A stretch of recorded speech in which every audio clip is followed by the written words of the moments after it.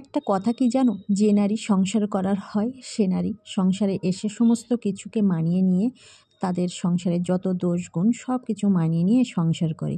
আর যে নারী সংসার করার হয় না, আগে থেকে তার কোনো জায়গায় কিছু আছে বা নানান রকম, সে নারী এসে কী করে, সংসারের স্বামী খারাপ, শাশুড়ি খারাপ, নানান কথা বলে চলে যাওয়ার বাহানা ধরে। হ্যালো এভরিওয়ান, সবাই কেমন আছো? আশা করি সবাই ভালো আছো। আজও একটা ছোট্ট রেসিপি নিয়ে তোমাদের সাথে হাজির হলাম।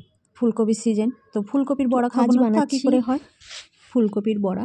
তো চলো সেটাই তোমাদের সাথে শেয়ার করছি। প্রথমে ফুলকপির ফুলগুলোকে ছোট ছোট করে কেটে নিয়েছি, আর কেটে যে মাঝ বরাবর যে একটা ছাল মতো থাকে না, সেটাকে ছাড়িয়ে নিয়েছি। তোমরা চাইলে নিতে পারো, না হলে স্কিপ করে যাবে। যাই হোক, সেটাকে লবণ দিয়ে সিদ্ধ করতে দিয়েছি, সামান্য হলুদ দিয়েছি।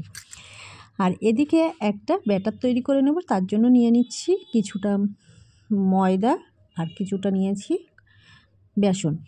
দিয়ে এখানে ময়দার বদলে যদি কর্নফ্লাওয়ার থাকে তাহলে কর্নফ্লাওয়ার দিতে পারো, বেশি টেস্ট হয়। আমার কাছে কর্নফ্লাওয়ার ছিল না, অনেক কিছুই ছিল না। যাই হোক, ঝটপট করে তবু বানিয়ে নিয়েছি। এই যে অল্প অল্প জল দেবো। আর এখানে বেসিক মশলাগুলো, যেমন ধরো তোমার ধনিয়া গুঁড়ো, জিরা, মরিচ, শুকনো লঙ্কার গুঁড়ো দিয়ে সুন্দর করে, আর লবণ আর সামান্য হলুদ দিয়েছি কালারটা ভালো আসার জন্য। আর দিয়ে ভালোভাবে এভাবে একটা ব্যাটার বানিয়ে নিতে হবে। অল্প অল্প জল দিতে হবে আর ঘনত্বটা বুঝতে হবে। এই যে সেম এই যে ঘনত্বটা দেখছো, এই ঘনত্বটা এরকম আসবে।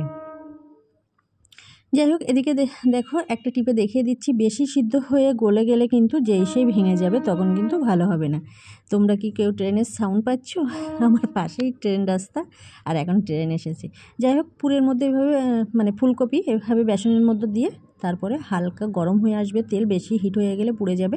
তো সেই গরম তেলে এখানে দিয়ে দেবো, আর একটু নেড়ে নেড়ে দেবো মাঝ বরাবর, যেন একসাথে লেগে না যায়। এভাবে একটা চামচের সাহায্যে নেড়ে দিলাম। তারপরে এপিট ওপিট করে লাল করে প্রায় 10 মিনিটের মতো কিন্তু একটু ভাজতে হবে।